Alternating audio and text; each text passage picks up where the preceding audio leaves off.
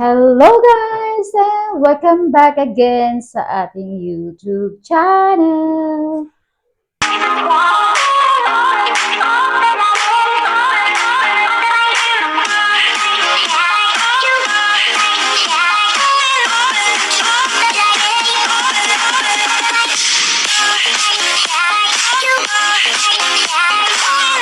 Okay guys, ayan, overwhelming lang ngayong umaga dahil this is the 5th day of prayer and fasting here in our church, and my face is become so old. So old. But anyways, we continue our topic, embracing my past, my everything in my childhood until now. Buhay Christian or buhay Kristiyano. Ano nga ba yung buhay Kristiyano? So, in our place or our country, Philippines, ayan. Sabihin ko sana mabuhay. Mabuhay Philippines. So, tayo lang yung country na Christian country. Hindi lang tayong Christian. Tayo lang yung Christian na hindi na walang divorce. Ang gulo ko. Walang divorce. And the Vatican and this is only the one country is Philippines is very special because we here. Joke. Ayan. So tayo lang yung country na tinaguriang banal. Sabay ganun. Na everywhere or every streets, not every streets, or everywhere you can see the cross, and every Filipinos, nag-English na ako dito, mix lang tayo.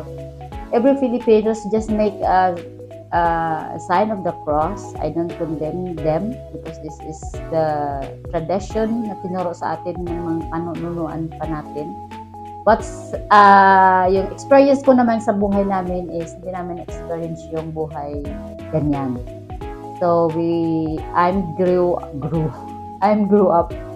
up na sa church na kami, and known this church as a Baptist church.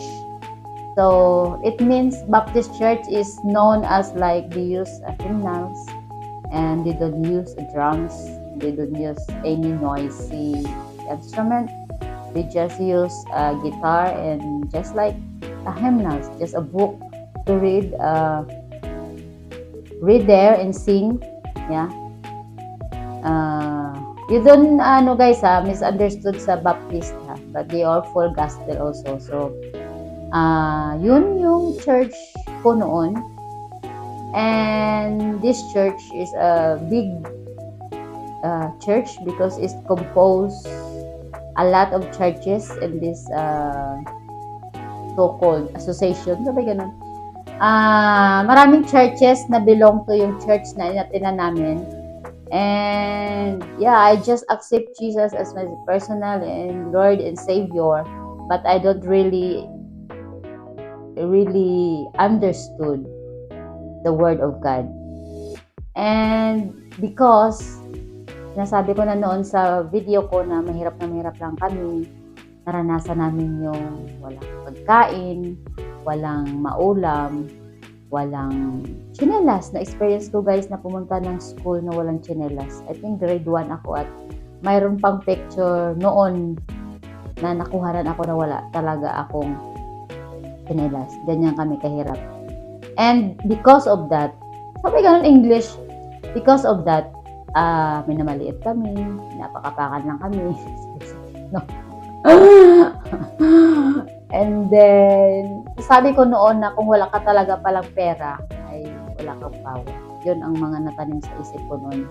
Dahil sa mga bad experience namin na gusto mong kumain ng ganito, and hindi namin nakain dahil hindi namin afford. And naalala ko pa noon guys na pag Christmas, masayang-masaya na kami kung meron kaming Pepsi. Pepsi pa talaga nun ang pinaka-famous sa province. Pepsi and RC. And pan. Yung, alam mo yung pinihad na pinapay na ngayon, siyempre, pag bibili ka, gardenia, kasi parang saucy yun. or Japanese pan or bread talk. Ngayon parang nag-upgrade na. Pero noon guys, dahil mahirap lang kami. Pan na siguro isang linggo na yun na matigas pa. And then Pepsi or RC. Masaya na kami yan guys. Yun ang lagi namin New Year's Eve every year. So, pero Christian na kami. Ano ba yung experience ko noon as a Christian? Pag sinabi mong Christian kasi tinanggap mo si God as your Lord and Savior, and then meron ka lang relationship, nagpipray ka, parang yun lang yung yung pagkakaintindi ko na sundin mo yung magulang mo. Parang yung buhay ko noon ay nakaikot lang sa church, sa trabaho, sa or sa palayan o sa tubuhan. Kasi nag-aarawan kami guys, doon na umikot ang buhay namin. Sa church, sa bahay, sa trabaho, pag-uwi ng bahay, kakain lang, tapos punta ng trabaho, tapos paglinggo, punta ng church. Parang hindi ko na-enjoy yung aking childhood or yung aking teenage life. Kasi nga, sa responsibility namin na binigay sa amin o na-experience namin. So, pero I don't have any regrets naman dahil yung iniisip ko, yung main core na para hindi ako ma-depress o hindi ako manghina, titingnan ko yung nakilala ko si God nung early age ako. Kahit hindi man klaro, hindi man siya clear sa pag-aintindi ko bilang bata o bilang teenager, pero mayroon na kaming word ni God na tinanim sa amin, tinuro sa amin ng aming mga magulang at ng church na inatinan namin noon. So, thankful na ako yan guys kasi kung ano ako ngayon, naintindihan ko na yung purpose ni God sa life ko. Bakit kaya naranasan ko yan? Kasi mayroon palang purpose si God. And I'm really thankful this year, 2025. Talagang alam ko na kung ano yung purpose ni God sa life. Sorry God. God revealed me this new year. Bakit nangyayari ito? Bakit God put me in a realization na don't be mad, don't be sad, don't be regret sa lahat ng mga naranasan, ng mga kahirapan noon sa buhay. Kasi meron akong purpose sa iyo. Yun ang sabi nila sa akin. And my favorite YouTube channel guys, must watch sa mga vlog ni Karen Davila, Jinkitan. So, isi-share ko sa inyo guys bakit ako nanonood ng mga ganyang YouTube channel. I promote the channel of them because nakakatulong sila sa aking Christian life. And sa TG, yung kay Tony Gonzaga.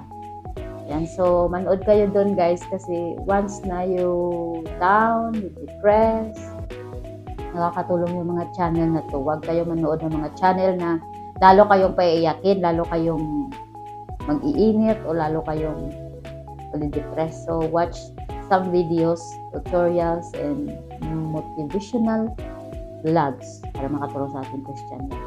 So yun lang guys, siguro may share ko today, and yun, a lot of question when yung time na yun na tinanggap ko si God. Walang pagbabago. Masasabi ko walang pagbabago na nangyari. Same as yung maliit pa ako na routine sa buhay sa probinsya. Yun. So, i-share ko sa inyo in my next video guys. As a teenager, ano ba yung mga challenges sa province na na-experience ko na maisabi ko na, that's why God allowed that thing that I experienced before. Dahil mayroon palang ituturo si God sa akin ngayon. So, yun.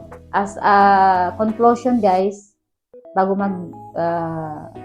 mag-end yung video na to, kung andyan ka sa sitwasyon na hindi ko pa naintindihan yung buhay Christian, hindi ko pa naintindihan ano ba si God, ano ba si Christ, ano ba si Jesus, ano ba magiging Christian? Continue to listen the word of God. Continue to join the community because in a long run, God will show you guys ano ba yung plan ni God. Makikilala mo siya through your experiences, yung encounter mo kay God, makikilala mo siya. Step by step, wag bumitaw, don't give up. Just continue to join, or may mga friend ka na sa church. Continue lang guys, kasi in a perfect time, i-reveal ni God ano yung plan sa'yo. Maintindihan mo kung bakit ganit andito tayo sa mundo. And so yun lang guys ang ating video for today, and thank you for watching. Sa next video guys, i-share ko sa inyo yung buhay Christian teenager na experience ko noon. Bakit pinaghuhugutan ko siya ng lakas. Thank you for watching and see you in my next vlog. Bye!